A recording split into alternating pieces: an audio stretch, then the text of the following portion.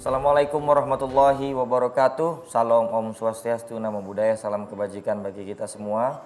Kembali lagi bersama saya Sultan Rifandi dalam acara Interfaith di Mata Milenial Indonesia TV, Matanya Indonesia. Seperti biasanya kita akan berdialog, kita akan berbincang-bincang, kita akan berdiskusi santai sih sebenarnya, tapi dengan tokoh yang luar biasa.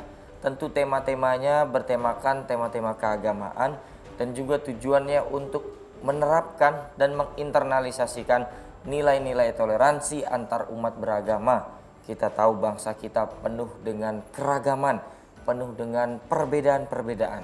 Nah, dari keragaman dan perbedaan itulah gimana caranya kita harus menciptakan keharmonisan antar sesama. Tentu kita tidak akan membahas banyak tentang perbedaannya, tapi pesan-pesan universalnya untuk kita bicarakan agar kita mampu saling mengenal, saling menghargai satu sama lain. Nah, dengan siapa kita akan berbincang nanti akan saya kenalkan tentu saja. Tapi sebelumnya saya ingin selalu mengingatkan kepada pemirsa yang ada di seluruh Indonesia untuk menjaga kesehatan, tetap melaksanakan protokol kesehatan. Meskipun nih kayaknya pandemi udah mulai hilang ya dari Indonesia, tapi tetap kita harus tetap menjaga kesehatan. Jangan sampai jaga kesehatannya pas ada pandemi aja nih, tapi setelah pandeminya hilang pun kita harus tetap menjaga kesehatan. Nah, seperti tadi saya sampaikan, kita sudah kedatangan tamu narasumber yang luar biasa. Beliau adalah Pak Mulyadi Liang, Ketua Bidang Diklat Rohaniwan Matakin. Ini biasanya saya sudah mulai menghafal. Ya. Wow, bagaimana tuh salam itu saya? Wei Te Tung Tian. Wei Te Tung Tian. Nah, saya udah mulai dikit-dikit belajar nih. Baik. Dia. Ya, Pak Mulyadi ini sebagai Ketua Bidang Diklat Rohaniwan Matakin, Majelis Tinggi Agama Konghucu Indonesia. Nah, bersama Pak Mulyadi kita akan membahas seputar dengan hidup di jalan yang suci. Mungkin di jalan sekarang ini udah mulai terkontaminasi, nggak suci lagi nih Pak Mulyadi ini. Harus kita bahas bagaimana jalan kita agar tetap suci. Tapi sebelum kita membahas temanya Pak Mulyadi, seperti biasa Pak Mulyadi latar belakangnya kehidupan sehari-harinya di Matakin seperti apa tugasnya atau atribut-atributnya juga ingin diperkenalkan, bawa juga nih kitab sucinya. Silakan Pak Mulyadi. Terima kasih Pak Sultan. Selamat pagi, siang, sore, dan malam bagi seluruh pemirsa MMTV dimanapun berada ya. Salam dalam kebajikan, Wei Te Tung Tian. Saya senang sekali hari ini bisa berjumpa kembali ya dalam acara Interfaith Dialog ini. Sebelumnya saya perkenalkan diri, nama saya Wense Mulyadi Liang. Saya seorang rohaniwan Konghucu dari Majelis Tinggi Agama Konghucu Indonesia. Saat ini saya dipercaya sebagai Ketua Bidang Pendidikan dan Pelatihan Rohaniwan Konghucu oleh Matakin Pusat ya. Tugasnya apa saja, yaitu memberikan pendidikan dan pelatihan baik kepada para calon rohaniwan Konghucu maupun untuk meningkatkan kompetensi rohaniwan Konghucu yang sudah ada ya. Jadi jenjang rohaniwan Konghucu itu ada 3. Pertama yang kita sebut dengan Jiaoseng ya. Kedua Wense dan ketiga adalah Xiese. Nah itu. Selain saya juga di Matakin aktif sebagai rohaniwan, saya juga sebagai guru agama Konghucu di sekolah kami ya, di SD ya, SD Bright Kidi di daerah Depok, dan juga saya mengajar sebagai dosen mata kuliah agama Konghucu ya di Universitas Indonesia. Kemudian sekarang juga ada Sekolah Tinggi Konghucu ya yang ada di Purwokerto. Saya juga diminta mengajar juga Pak Sultan di sana saat ini ya. Jadi memang latar belakang pendidikan ini kental sekali nih di Pak Mulyadi ya. Kebetulan saya juga lulusan S2 dari UIN, Syarif Hidayatullah. Satu alma mater nih dengan saya nih ya. Jadi alumni UIN juga angkatan pertama dari Konghucu kebetulan ya. Waktu itu ada kerjasama antara Matakin dengan Kemenag, kemudian juga dengan UIN, Syarif Hidayatullah. Nah kalau yang dipakai atribut ya. Ini namanya Hong Ling Tai ya. Hong itu merah ya, Ling Tai itu ya selendang lah begitu ya. Antara lain di sini ada atributnya, ini ada lambang genta. Genta ini semacam lonceng ya, tetapi dia tidak mempunyai bandul sebetulnya. Jadi genta ini adalah lonceng yang terbuat dari logam. dan bertuliskan Chungsu. Chungsu ini diambil dari sabdanya Konghucu ya, yaitu Satya dan Tepa Salira yang menjadi simbol dari matakin. Nah, jadi genta ini terbuat dari logam, tapi dipukulnya dengan kayu panjang besar. Ya, saya pernah lihat di Korea itu ada yang beratnya 1 ton. Ya, udah di museum ya. Jadi genta ini dibuat pada zaman dahulu untuk tempat ibadah, biasanya untuk memberikan tanda bahwa waktunya kita beribadah begitu ya, bersembahyang. Kemudian oleh raja-raja zaman dahulu dipakai sebagai alat untuk memberikan pengumuman. Karena zaman itu kan dia keliling. Jadi kalau ada pengumuman penting dari kerajaan, ada petugas yang berkeliling ke kota-kota atau ke kampung-kampung membunyikan genta ini. Jadi Gitu. memang ada makna-makna Ada tersendiri. sejarahnya. Baik Pak Mulidi, kita akan bahas nih Baik. hidup di jalan suci supaya kita tidak terlalu tersesat Ya. dalam kehidupan hari ini. Kita akan bahas di segmen berikutnya. Jangan kemana-mana, tetap saksikan Interfaith hanya di Mata Milenial Indonesia TV, matanya Indonesia.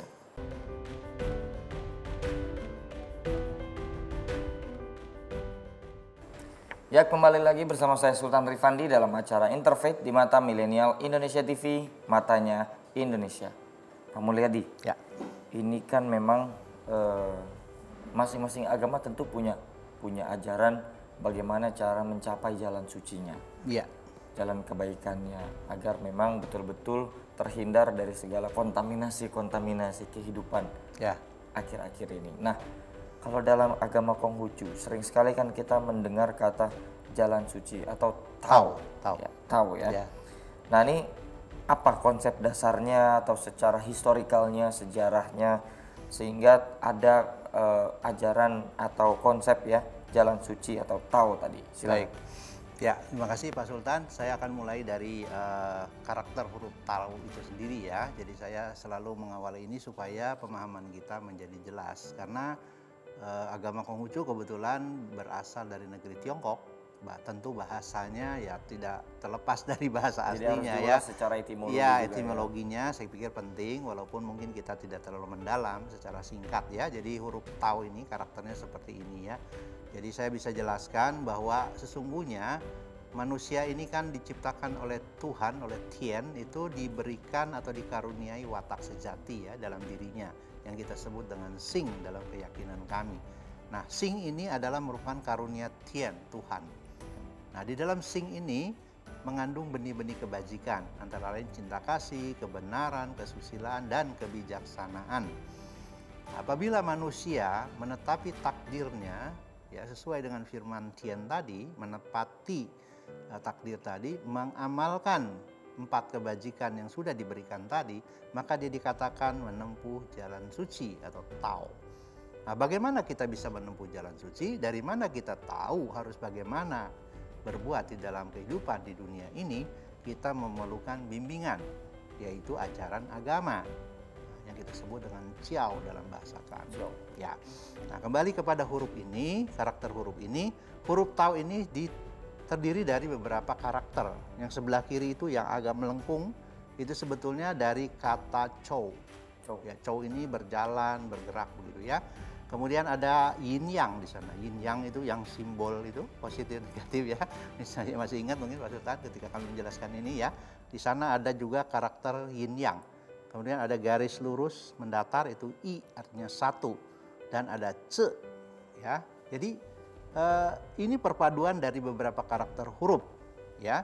Nah, kalau kita ambil beberapa karakter huruf ini digabungkan menjadi satu huruf Tao tadi, menunjukkan bahwa alam semesta ini beserta isinya memiliki hukum Tuhan, Tien, yang kita sebut yin yang tadi. Karena tidak akan terlepas dari 2 unsur tadi, positif, negatif, baik, buruk, dan sebagainya. Ya. Nah, kemudian itu akan menjadi satu, menyatu dalam kehidupan kita. Ya, dalam kehidupan diri kita sendiri. Jadi ce tadi diri kita masing-masing. Nah, jadi pengertian Tao secara singkat itu adalah menjalankan prinsip hukum Tien, hukum Tuhan yang yin yang tadi yang menyatu di dalam kehidupan manusia di dunia ini.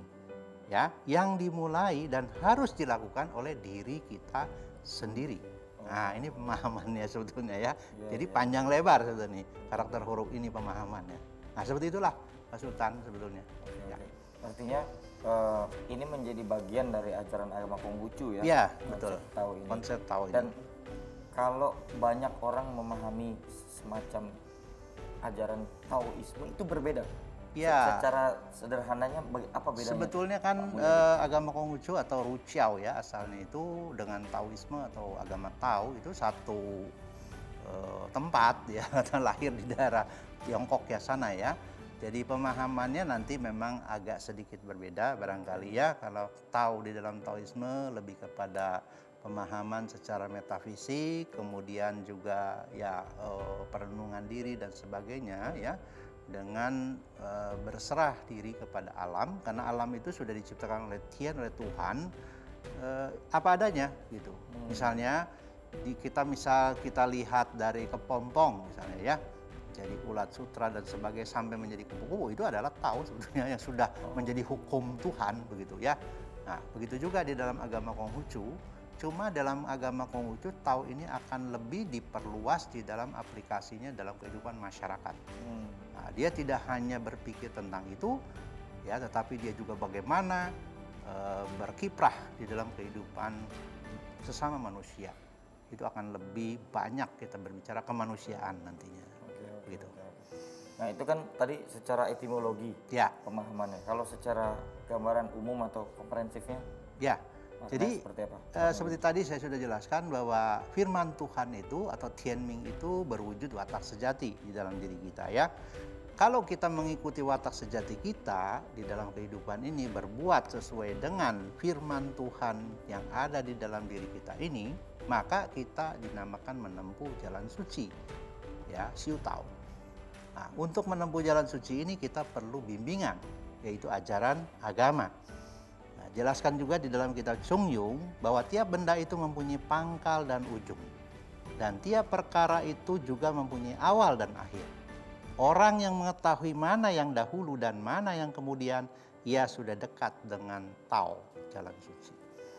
Ya, jadi orang yang memahami Tao itu tentu tidak sembarangan. Dia sudah membina dirinya, menggembleng dirinya sedemikian rupa, sehingga dia paham mana yang lebih dahulu dia lakukan, mana yang boleh, mana yang tidak, dan mana yang dibelakangkan. Itu sudah dekat dengan jalan suci ya. Belum mencapai barangkali, tetapi paling tidak sudah dia di dalam jalan yang benar. Seperti itu Pak Sultan. Ya. Jadi memang konsepnya luas sekali ya. Luas sekali. Pak Mulyadi. Nah, ya. Bagaimana cara kita menempuh jalan suci? Jalan suci. Ya, tadi saya katakan kita perlu namanya bimbingan.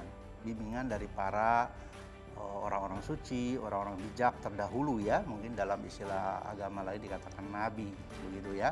Kami mengatakan ada Seng Wang, itu adalah raja suci, orang-orang bijak. Itu semua ajarannya harus kita pahami, kemudian kita aplikasikan di dalam kehidupan, walaupun di zaman kini ya.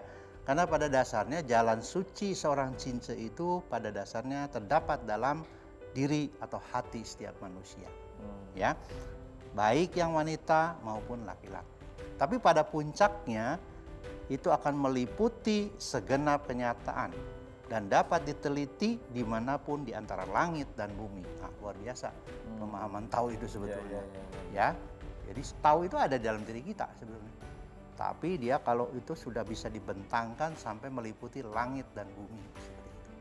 Apakah kalau bisa saya maknai bahwa ini tuh sebuah konsep yang memang betul-betul mewakafkan diri kita dalam ajaran agama yang jadi memang betul-betul ingin fokus saja di agama begitu? Apakah seperti itu? Sebenarnya tidak. Tidak ya? Sultan ya, pemahaman Tao di dalam Konghucu seperti tadi saya sebutkan. Justru kita harus terjun di dalam kehidupan masyarakat. Bukan menyingkiri. Bukan menyingkiri. Ya? Iya, betul sekali. Oke. Nah, seberapa penting kira-kira ajaran ini harus kita terapkan dalam kehidupan sehari-hari? Ya. Mulai kita akan jawab di segmen berikutnya. Jangan kemana-mana, tetap saksikan Interfaith hanya di Mata Milenial Indonesia TV. Matanya Indonesia.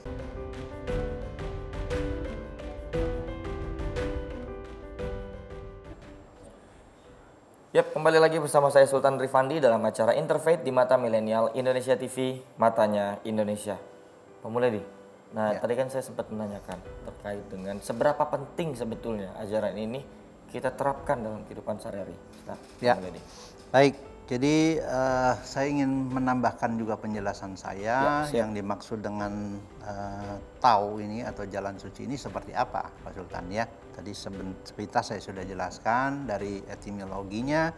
Jadi sesungguhnya tujuan hidup sebagaimana dituntunkan dalam agama Konghucu ini bukanlah untuk menjadikan diri kita menjadi orang suci ya, bukan sebetulnya, bukan seperti jadi petapa atau menjauhi diri dari masyarakat seperti itu ya.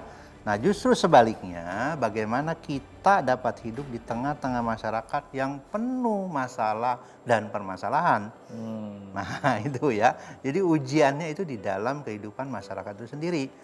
Maka agama Konghucu itu sebetulnya agama yang sangat kental juga tentang kemanusiaannya. Begitu. Karena kita ini manusia, hidup bersama juga sesama manusia. Jadi bukan justru memisahkan dari Bukan. urusan-urusan kemasyarakatan. Betul. Itu namanya kan kita menyingkirkan diri. Kalau ini tidak.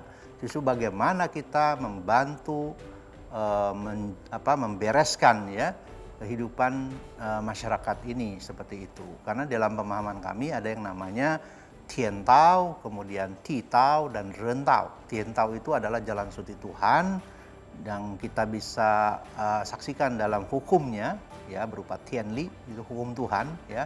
Si matahari terbit dari timur ke barat ya, hujan turun dan semua itu adalah hukum Tuhan sebetulnya. Tien Li ya. Itu berkaitan dengan Tien Tao, jalan suci Tuhan. Kemudian Ti Tao, jalan suci bumi. Bumi punya jalan suci sendiri. Ya kan, dia bisa menumbuhkan segala macam pohon, memberikan makan, ada mineral dan sebagainya. Itu juga hukum Tuhan yang sudah diciptakan oleh Tuhan. Nah, mereka berjalan masing-masing tetapi saling melengkapi. Misalnya tumbuhan bisa tumbuh karena ada turun hujan. Ya kan, turun hujan nanti kembali lagi ke laut, disinari matahari, menguap lagi menjadi awan, turun hujan dan seterusnya. Nah, musim itu adalah salah satu, siklusnya itu juga merupakan hukum Tuhan. Nah, kemudian ada lagi yang namanya Ren Tao. Nah, inilah jalan suci manusia. Nah, jalan suci manusia tentu berhubungan dengan manusia, tapi juga tidak terlepas dengan hukum Tuhan dan juga yang namanya jalan suci bumi. Jadi ketiga-tiganya ini harus dipadukan sehingga hidup kita menjadi harmonis seperti itu. Ya. Nah, Jadi tadi bagaimana? Seberapa penting pemulihan Ya, ini sangat penting sekali untuk pemahaman kita ya. Jadi secara kosmologi ya seperti itu konsepnya. Nah, kita sebagai manusia tentu kita melihat bagaimana kehidupan manusia itu. Nah, nanti ada yang namanya ulun. Ulun itu 5 hubungan kemasyarakatan kaitannya Pak Sultan. Karena ini berkaitan dengan kehidupan manusia. Ya kan? Nah, apa itu? Hubungan antara pimpinan dengan bawahan, hubungan antara orang tua dengan anak, hubungan antara suami dan istri, hubungan antara kakak dan adik, dan juga hubungan antara kawan dengan sahabat. Nah itu kaitannya, karena ini adalah menyangkut kehidupan manusia. Seperti itu. Nah, kalau dimaksudkan tadi atau diterjemahkan oleh Pak Mulyadi bahwa hidup di jalan suci ini justru berkecimpung langsung dalam kehidupan masyarakat, masalah masyarakat. Artinya memang apakah ini konteksnya dalam keterlibatan kita untuk membantu dalam urusan menjadi pejabat publik kah, atau tidak semerta-merta memang spesifik tentang sekalipun tidak ada jabatan apapun ya tetap berkontribusi, atau seperti apa? Ya, sebetulnya kita bisa berkontribusi ini tidak mesti menjadi pejabat ya, karena Konghucu itu mengajarkan kita meskipun kita itu di rumah saja ya, hidup dalam keluarga itu bisa membantu katakanlah menyempurnakan jalan suci tadi. Ya, menyempurnakan Tao tadi, membantu pemerintah ya. Kenapa demikian? Kalau kita membina keluarga-keluarga kita dengan baik ya, sehingga mereka menjadi keluarga-keluarga yang hidup harmonis, rukun, damai, bahagia, bukankah itu akan menciptakan masyarakat juga yang damai dan bahagia? Bukankah itu menciptakan negara yang aman dan damai? Dan pada akhirnya kalau setiap negara dalam hidupnya seperti itu, maka dunia ini akan juga damai. Itu yang sebetulnya yang dicita-citakan oleh Konghucu yang namanya Tatung Secie, dunia yang aman dan damai, peaceful. Ya. Mengapa dunia yang aman dan damai, Pak Mulyadi? Apakah ini ada korelasi dengan sejarah cerita? Sebetulnya ya Konghucu kan hidup pada zaman peperangan, warring state waktu itu ya. Jadi di Tiongkok sana sejarahnya ribuan tahun mereka berperang tuh. Sebelum ada yang namanya negara Tiongkok sekarang, itu memang zaman itu zaman kerajaan-kerajaan. Mulai dari zaman dinasti Xia, ya kemudian dinasti Shang, Dinasti Xia itu 2070 sebelum Masehi, Pak Sultan. 4000 tahun yang lalu sebelum Masehi ya waktu itu. Diselanjutkan dinasti Shang 1600 sebelum Masehi. Nah, Konghucu ini lahir pada zaman dinasti Zhou tahun 551 sebelum Masehi. Zaman itu juga sedang kacau balau. Orang saling membunuh, negara satu menyerang yang lain sehingga rakyat itu banyak yang menjadi korban. Nah, Konghucu merasa prihatin melihat keadaan ini sehingga beliau berpikir bagaimana menciptakan masyarakat yang damai, negara yang aman tanpa peperangan. Nah, lahirlah ya Konghucu ini menjadi seorang pendidik, ya guru waktu itu dikenal. pendidik. Iya, beliau mengajar pada usia 21 tahun beliau sudah mengajar seperti itu. Ya.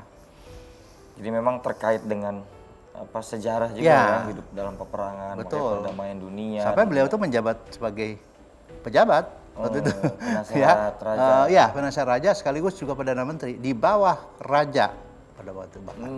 Tapi sayangnya raja ini ya kembali karena faktor duniawi dia terpengaruh sehingga Konghucu meninggalkan negaranya.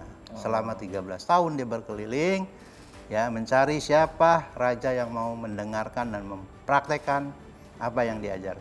Tapi sayangnya tidak ada mereka yang mau mendengar apalagi mempraktekkan pada zaman itu gitu loh.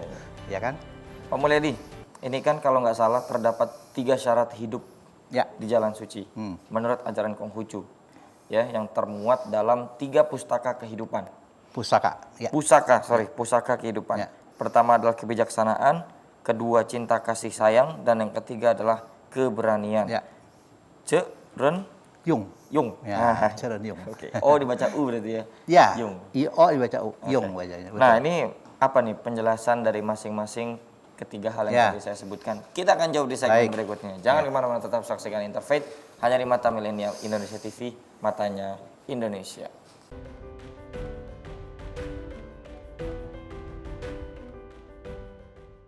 Yap, kembali lagi bersama saya Sultan Rifandi dalam acara Interfaith di Mata Milenial Indonesia TV, matanya Indonesia. Tadi saya sebutkan ya Pak Mulyadi, terdapat 3 syarat hidup di Jalan Suci menurut Konghucu. Ya. Yang pertama adalah kebijaksanaan, yang kedua cinta kasih sayang, dan yang ketiga adalah keberanian. Ya. Nah, apa maksud dari ketiga syarat atau ketiga pilar ini sehingga baru kita dapat mampu menempuh jalan suci? Ya. Silakan Pak Mulyadi. Ya, ini terkait dalam ayat ya, Pak Sultan, di dalam kitab Chongyong, Tengah Sempurna sebetulnya ya. Kedua hal ini yaitu yang disebut dengan 5 perkara atau kita kenal sekarang dengan ulun. U itu 5, ya ulun itu katakanlah hubungan sosial, kemasyarakatan ya. Nah, itu saya ulangi lagi, hubungan antara pemimpin dengan bawahan, hubungan antara orang tua dan anak, hubungan antara suami dan istri, hubungan kakak dan adik, dan hubungan kawan dengan sahabat. Ini namanya 5 hubungan ini. Kelima hubungan ini kalau bisa diterapkan, dijalankan dengan baik, nah itulah kita namakan jalan suci di dunia. Itu sebetulnya ini yang kita sebut dengan rentau tadi, jalan suci kemanusiaan gitu ya. Nah, bagaimana kita bisa melaksanakan ini? Dilandasi dengan 3 pusaka tadi yang kita sebut dengan Ceren Yung. Kebijaksanaan, cinta kasih, dan keberanian. Ya. Nah, bagaimana kita melaksanakan itu? Tidak boleh hanya dilandasi oleh bijaksana saja, tapi juga harus dilandasi cinta kasih dan juga keberanian di dalam menerapkannya. Ya, misalnya kita ambil contoh, kalau kita hanya berani saja, tidak bijak, itu juga bisa membahayakan orang lain. Seperti itu, ya kan? Nah, kita juga hanya berani, tapi tidak dilandasi dengan rasa cinta kasih, itu juga berbahaya sebetulnya. Ya, jadi ketiga-tiganya itu harus menjadi pertimbangan kita di dalam prakteknya, harus menjadi sesuatu yang komprehensif pelaksanaannya. Nah, ini kalau kita bahas satu persatu Pak Mulyadi tentang kebijaksanaan. Ya. Apakah memang ada syarat-syarat atau indikator-indikator tertentu dalam memahami kebijaksanaan dalam agama Konghucu? Ya, Pak Mulyadi? kebijaksanaan dalam agama Konghucu disebut dengan I ya. Maaf. Ce. Kalau I itu kebenaran. Ce ya. Jadi kebijaksanaan di sini dimaksudkan sebelum kita bertindak, kita itu harus meneliti dulu segala perkara ya. Ada pernah kisah-kisah yang di sejarah dulu Ya. ada menjadi Tentu. kita bisa pelajari Pak Sultan. Mulyadi? Jadi orang bijaksana ini kan tidak sembarangan dia bertindak. Ya contohnya Konghucu sebetulnya. Konghucu ada teladan ya di dalam hal kebijaksanaan. Beliau itu kan sangat bijak sekali. Yep. Nah, contoh Pak Sultan, ini menarik sebetulnya ya. Ada satu kisah, seorang murid Konghucu pernah berdebat dengan sesama murid nih ya. Yang satu sebenarnya sederhana. Ini menjadi kisah yang ya diangkat ya cerita ini sebetulnya. Misalnya di situ dikatakan yang satu murid bertanya kan, berapa 3 kali 8 itu? Ya kan? Yang satu muridnya berkata 24. Tapi murid yang ini yang bertanya dia bilang enggak 23. Wah, gimana sih kamu bilang 3 kali 8 itu 24? Ayo kalau nggak percaya kita pergi ke guru. Maksudnya Konghucu ya. Karena dua-dua murid Konghucu ini. Nah, datanglah mereka ke sana. Mereka memberi hormat. Mohon tanya guru, ini teman saya tadi bertanya 3 kali 8 katanya 23. Menurut saya 24. Nah, mereka sebelum pergi ke gurunya ini, mereka bertaruh. Apa taruhannya, Pak Sultan? Yang satu murid berkata, kalau jawabanmu benar, ya nanti kepalamu dipenggal. Oh, benar. Itu taruhannya. Yang satu bilang, kalau jawaban saya benar, ya saya bersedia turunkan topi. Maksudnya turun jabatan misalnya. Betul ya. Datanglah dia ke gurunya. Lalu ditanya di sana, Konghucu menjawab apa? Benar yang kamu bilang, 8 kali 3 adalah 23. Wah, kaget tuh murid yang tadi. Yang tadi satu kaget kan, kenapa guru jauh 23? Setelah pergi kan, yang satu itu, dia senang kan. Konghucu mengajarkan ini maksudnya. Kalau kamu tadi bilang 24 dan saya menjawab itu benar 24, maka teman kamu itu harus dipenggal kepalanya. Dia bilang begitu. Maka aku jawab 23. Bukan berarti untuk bermaksud berbohong. Bukan. Berarti ya? Justru disitulah letak kebijaksanaan seseorang. Kalau sesuatu yang membahayakan orang lain, ya tentu harus dipertimbangkan betul itu. Nah, seperti itulah contoh kisah itu ya. Itu menjadi melegenda cerita itu sebetulnya. Itu contoh kebijaksanaan itu di situ sebetulnya. Oke. Nah, terkait dengan cinta kasih sayang, Ya. Pak Muledi, ini kan berarti cinta kasih sayang urusannya bukan hanya Pria diri dan kita. wanita. Bukan hanya spesifik Betul. seperti itu, atau bahkan bukan hanya antara anak dan orang tua. Ya. Ini kan pasti lebih luas Lebih lagi luas. dalam konteks hidup jadi jalan suci ya, Betul. Pak Muledi ya. Nah, bagaimana kita korelasikan ini cinta kasih sayang terhadap sesama yang dia bukan saudara, dia bukan kerabat, tapi kita harus peduli. Itu bagaimana, Pak Muledi? Ya sebetulnya kan dimulai dari dasarnya adalah kasih sayang sesama kita saudara dulu ya. Sebelum kita mencintai orang lain, mengasihi orang lain, tentu saudara dulu. Kadang orang terbalik ya, sesama orang lain dia bisa mengasihi, tapi sama saudaranya ribut terus. Ini kan terbalik namanya ya, kebajikan terbalik kalau Konghucu bilang. Seperti itu ya. Jadi cintailah saudara kamu, ya, kemudian cintailah sesama orang lain seperti kamu mencintai saudara kandung kamu sendiri. Seperti itu. Fan Ai Chung kalau dalam bahasa kami itu ya. Fan Ai Chung. Ai itu kan cinta kasih ya, mencintai orang lain. Seperti itu. Jadi diperluas. Jadi kalau kita sudah dengan sesama saudara mengasihi, saling menghormati, menghargai, pasti dengan orang lain juga harus berbuat seperti itu. Gitu. Mencintai sesama manusia yang Kadang-kadang lain. terbalik ya. Kadang-kadang terbalik, kita memperhatikan orang lain, tapi kepada saudara sendiri ribut terus. Nah, ini kan akan menciptakan kekacauan namanya. Tidak akan terjadi keharmonisan dalam keluarga. Nah, kalau terkait dengan keberanian. Nah, keberanian. Mengapa pada akhirnya keberanian dimasukkan ini menjadi salah satu syarat? Maksudnya, apakah memang betul-betul ketika kita turun ke masyarakat tanpa keberanian ini tidak mungkin berhasil? Ya, pasti Pak Sultan. Kalau kita tidak ada keberanian bagaimana? Tidak berani menyuarakan kebenaran saja sudah. Bagaimana kita bisa menegakkan kebenaran? Kan begitu ya. Tapi jangan berani mati. Ini namanya berani mati konyol. Konghucu tidak mengajarkan itu ya. Karena Konghucu pernah ditanya juga bagaimana kalau ada seseorang yang dengan kangkang kosong menghadapi seekor harimau buas. Konghucu mengatakan itu tidak bijaksana. Kamu akan mati konyol gitu. Aku tidak akan melakukan itu. Gitu. Sekuat apapun gitu ya. Iya, tidak sesembrono itu gitu ya. Jadi Konghucu sangat bijak sekali. Jadi beliau itu mengambil analogi-analogi ya di dalam memberikan pengajaran waktu itu pada murid-muridnya. Analoginya logis ya, sekali. Logis. Misalnya kita mau menyeberang sungai. Sungai itu sungai yang besar sekali dan dalam misalnya. Airnya bergejolak. Masakan kita cuma menyeberang dengan rakit, nah itu bahaya dia bilang. Aku tidak akan melakukan gitu. Jadi semua itu perlu pertimbangan. Jadi ketiga-tiganya harus dipertimbangkan tadi.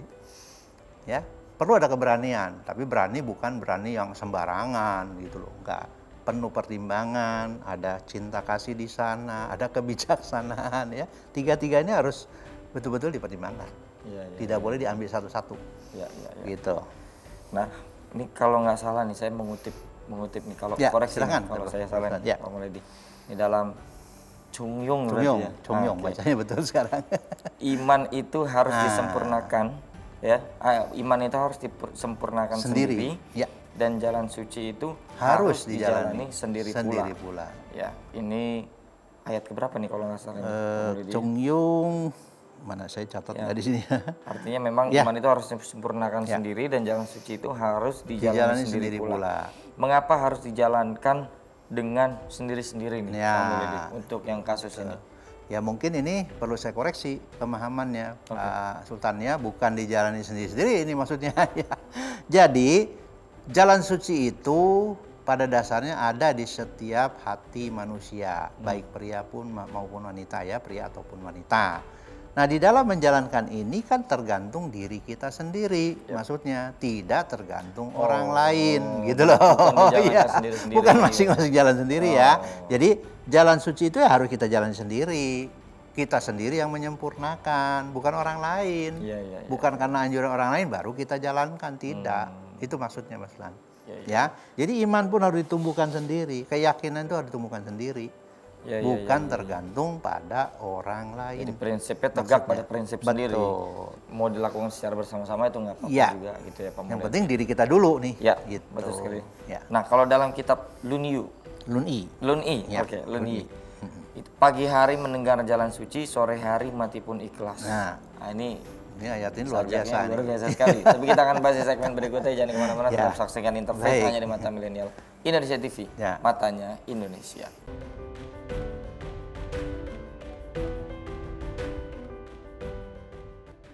Kembali lagi bersama saya Sultan Rifandi dalam acara Interfaith di Mata Milenial Indonesia TV, Matanya Indonesia.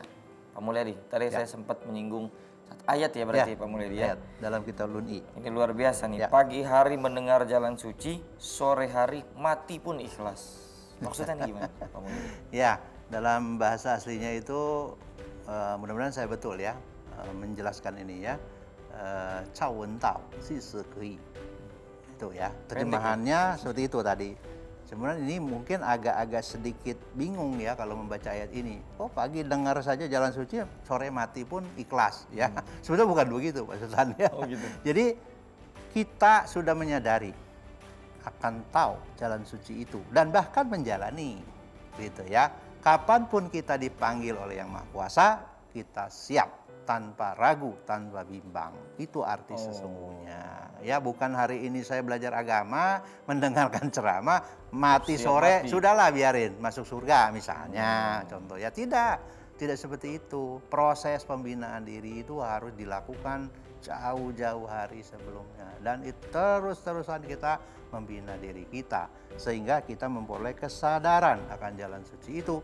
Kalau kita sudah menyadari itu, kita sudah berbuat yang terbaik sesuai dengan firman Tuhan tadi, maka kapanpun kita dipanggil oleh Yang Maha Kuasa, kita tidak akan keraguan. Tidak ada lagi keraguan dan kebimbangan. Itu sebetulnya. Jangan ditafsirkan malah karena belajar agama siap mati, siap. Tidak, bukan seperti itu ya. Jadi jelas sekali bahwa kita ini ya harus menyadari gitu. Kalaupun sekarang mungkin baru sadar, ya segera memperbaiki diri gitu. Nggak ada masalah. Gitu. Kadang orang kan hilaf, mungkin wah masa lalunya juga kurang baik, tapi dia menyadari bahwa saya mulai sejak saat ini saya ingin menjalankan ajaran agama dengan baik, ya saya akan berjalan di dalam jalan suci sebagaimana dibimbingkan ajaran agama, maka itulah dia sudah memperoleh kesadaran. Nah, jalankan itu. Tiada ada kata terlambat sebetulnya. Tidak ada kata terlambat ya. Begitu ya. Untuk menegakkan hidup di jalan. Iya. Nah, kalau kita tarik dalam konteks Indonesia, Pak Mulyadi, kita banyak sekali keberagaman, perbedaan agama, ya. Dengan keragaman dan perbedaan agama itu tentu ada beberapa hal yang menjadi percikan konflik, ya, masalah yang dibumbui dengan perbedaan agama tersebut. Nah, apakah hidup di jalan suci ini bisa menjadi jalan keluar, paling tidak menambal atau mengikis dari potensi-potensi konflik, ya, atau keregangan-keregangan yang terjadi dalam konteks keindonesiaan hari ini, Pak Mulyadi? Ya, sebetulnya sangat sederhana sih yang diajarkan oleh Konghucu itu ya, Pak Sultan. Sebetulnya yang pertama adalah membina diri kita, ya siu senbadi ya. Jadi kita menilik dulu diri kita, ya. Kemudian kita berbuat juga kepada orang lain yang terbaik dalam kehidupan ini, ya. Sehingga kita akan terbebas dari ya tadi ya, misalnya perbuatan-perbuatan yang menyinggung orang lain, perasaan orang lain, apalagi keyakinan orang lain. Itu bukan ranah kita untuk menjudge ini benar atau salah, karena kacamata kita berbeda barangkali. Seperti itu ya, orang seringkali kan menilai kepercayaan keyakinan orang lain dengan kacamata kita. Belum tentu kan seperti itu. Tapi kalau kita sudah memahami benar, saya yakin semua agama mengajarkan kebenaran. Kebenaran itu satu, milik Tuhan, kan gitu ya. Cuma caranya yang berbeda-beda saja, gitu ya. Ya, kami sering mengomongkan kalau kita mendaki gunung ya, kalau sudah semua sampai puncaknya, semua pemandangan sama. Kita bisa lautan, bisa lihat di sana. Kita bisa lihat pemandangan yang jelas di bawah. Tapi kalau masih jalan masing-masing dari utara, selatan, barat, timur, ketemunya mungkin bermacam-macam di sana. Ada yang bertemu dengan hewan buas, ada yang bertemu dengan ular, dan sebagainya. Itu masih dalam perjalanan. Ya, maka dikatakan kalau orang yang sudah mencapai puncak iman itu, ya itulah menurut saya orang yang mencapai jalan suci tadi, sehingga melihat sesuatu itu akan lebih terang benderang. Tidak mudah dia menyatakan statement, apalagi memberikan sesuatu yang bisa menyinggung perasaan orang lain. Saya kira itu hal-hal yang akan dihindari bahkan. Apalagi banyak sekarang persoalan yang diprovokasi ya karena perkembangan teknologi. Betul sekali ya. Jadi Pak Sultan ini memang dalam ajaran Konghucu ya tadi kembali lagi ajaran Chungsu yang menurut kami itu. Sesuatu yang kita tidak sukai ya jangan berikan kepada orang lain. Kalau kita tidak paham tentang keyakinan orang lain ya jangan juga kita ikut-ikut kasih komentar gitu ya. Itu akan berbalik kepada kita kan, karena kita tidak paham kan. Sekalipun kita paham kan bukan ranah kita barangkali ya. Kalau mau ya mari kita sama-sama membangun sesuatu hal yang sama dan bisa kita menyejukkan begitu. Saya kira itu yang harus dibangun. Dan termasuk dalam kitab suci yang Lungi tadi ya, Pak Mulyadi, itu kan mawas diri juga. Mawas diri, ya. Menjadi titik poinnya juga. Nah itu maksudnya bagaimana? Nah di sini kan ada ayatnya ya, Sultan ya, saya bacakan ayatnya. Di dalam diam melakukan renungan. Ya ini artinya sebenarnya kontemplasi. Orang lain mengatakan meditasi ya, dia melakukan renungan. Jadi kita harus merenung ya, kontemplasi. Belajar tidak merasa jemu dan mengajar orang lain tidak merasa capai. Adakah itu ada dalam diriku? Jadi selain kita kontemplasi, kita juga harus rajin belajar dan belajar lagi.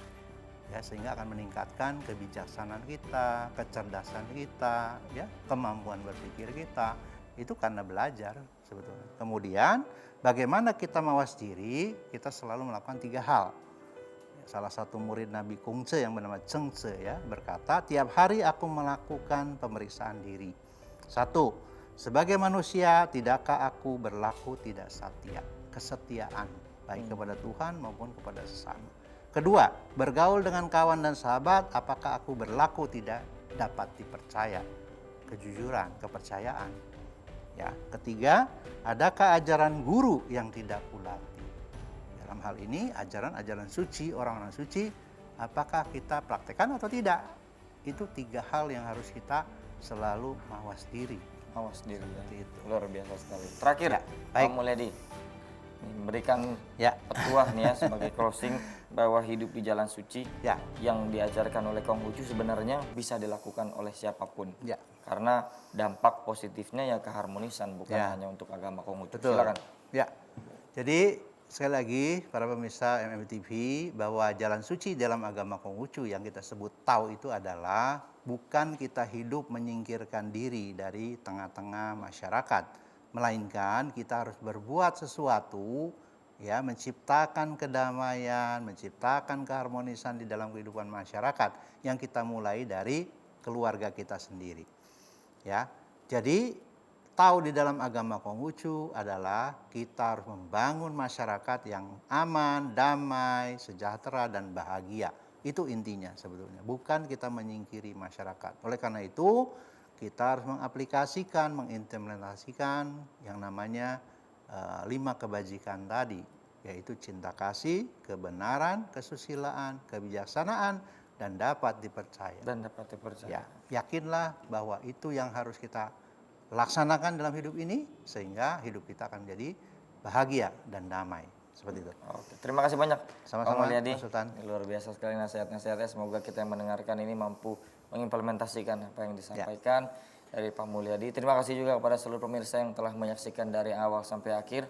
Tetap jaga kesehatan, tetap protokol kesehatan yang ditegakkan, dan tetap saksikan episode-episode lainnya hanya di Interfaith di Mata Milenial Indonesia TV. Matanya Indonesia.